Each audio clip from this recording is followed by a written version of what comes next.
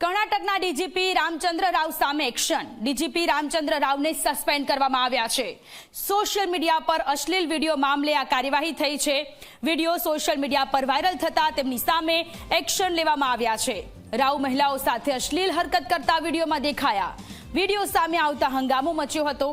સ્થિતિની ગંભીરતાને જોતા સરકારની તાત્કાલિક કાર્યવાહી। રામચંદ્ર રાવે વિડીયોને ખોટો ગણાવ્યો છે। મહત્વનું છે કે IPS Ramachandra Rao civil rights enforcement DGP પદે કાર્યરત હતા, જેમના સામે એક્શન લેવાયું છે। રામચંદ્ર રાવ અગાઉ પણ ચર્ચામાં આવ્યા હતા, જ્યારે તેમની પુત્રી અને અભિનેત્રી રાન્યા રાવની ધરપકડ થઈ હતી। રાન્યા રાવની સોનાની તસ્કરીમાં ધરપકડ થઈ હતી। તો કર્ણાટકના ડીજીપી રામચંદ્ર રાવ કે જેમની સામે એક્શન લેવામાં આવ્યા છે, તેમને સસ્પેન્ડ કરવામાં આવ્યા છે। એક વિડીયો સોશિયલ મીડિયામાં વાયરલ થયો હતો કે જેમાં ડીજીપી કે જેઓ એક યુવતીની સાથે અશ્લીલ હરકત કરતા દેખાયા હતા।